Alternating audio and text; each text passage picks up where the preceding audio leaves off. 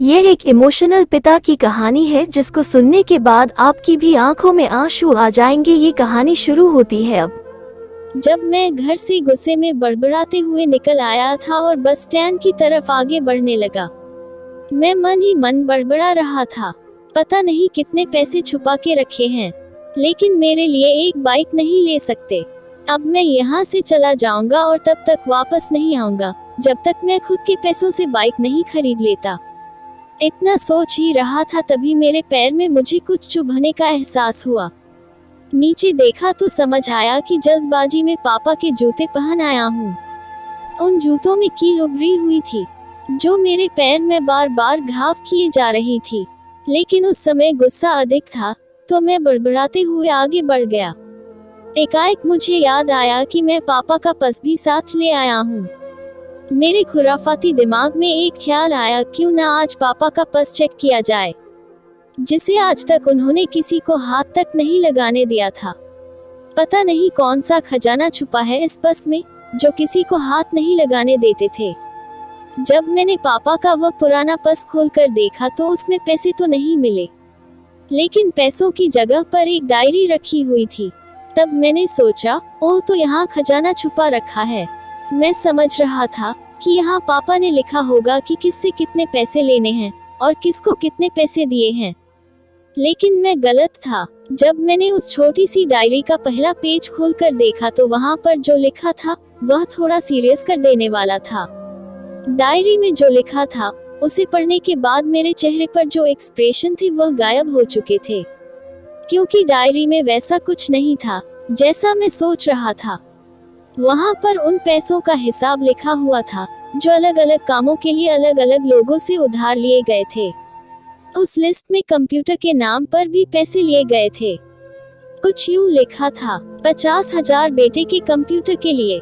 यह वही कंप्यूटर था जिसे मैं आज तक यूज कर रहा हूँ, लेकिन मुझे यह पता नहीं था उस कंप्यूटर को खरीदने के लिए पैसे कहाँ से आए थे, लेकिन आज पता चल रहा था। मुझे आज भी याद है जब मैंने पहली बार कैमरे के लिए जिद की थी, जो मेरे पापा ने मुझे 2 हफ्ते बाद मेरे बर्थडे पर ला कर दिया था, जिसे देखकर मैं बहुत खुश हुआ था। और मुझे खुश देखकर मुझसे कहीं ज्यादा अगर कोई खुश था तो वह थे पापा। अब मेरे चेहरे से गुस्सा एकदम गायब हो चुका था। जब मैंने आगे का पन्ना पलटा तो वहाँ पर कुछ इच्छाएं लिखी हुई थी। पहली जो विश थी उसमें जो लिखा हुआ था, अच्छे जूते पहनना। यह बात मेरी कुछ समझ नहीं आई। तभी मेरा पाँव अचानक सड़क पर भरे हुए पानी पर जा पड़ा और तभी मेरे पाँव में कुछ गीलापन होने का एहसास हुआ। जब मैंने जूता उतार कर देखा तो उसका तला टूटा हुआ था। यह देखकर मुझे डायरी में लिखी बात याद आ गई। तभी मुझे माँ पापा की कही बातें भी याद आ रही थी कि कैसे माँ जब कहा करती थी पापा से, अब तो जूते पुराने हो गए, नए ले लीजिए, तो पापा अक्सर यह कहकर टाल दिया करते थे, जूते अभी और चलेंगे, अभी कुछ दिन पहले तो लिए थे। मुझे आज समझ आ रहा था कि कितने दिन और चलेंगे।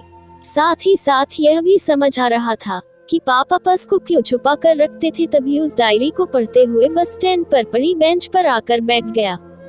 अब उस डायरी का आखिरी पन्ना बचा हुआ था। उस पन्ने को जब मैंने पलट कर देखा तो वहाँ कल की डेट लिखी हुई थी। तारीख के नीचे लिखा हुआ था 50,000 रुपए बाइक के लिए। बस इतना पड़ा और दिमाग सन रह गया। अब मेरे मन में कोई शिकवा गिला नहीं बचा था, बस मेरी आंखों से आंसू चले जा रहे थे। मुझे आज तक नहीं पता तब मैं क्यों रोए जा रहा था। अब मैं जल्दी से घर की तरफ भागा, लेकिन जूतों की वह कील पाँव में अब तक घाव बनाने में कामयाब हो चुकी थी। मैंने जूतों को रास्ते में ही निकाल कर फेंक दिया और भागते लड़खड़ाते हुए घर जा पहुंचा, लेकिन पापा घर पर नहीं थे। मैं समझ गया वह कहाँ थे। मैं सीधा पास वाली बाइक एजेंसी की तरफ भागा। पता नहीं आज कहाँ से इतनी ताकत आ गई थी कि मैं भागते हुए थक नहीं रहा था, और वह भी बिना जूतों के नंगे पैर। जैसे तैसे मैं बाइक एजेंसी पर पहुंचा। पापा वही थे। मैंने पापा को दौड़कर गले लगा लिया और मेरी आंखों से आंसू रुकने का नाम ही नहीं ले रहे थे।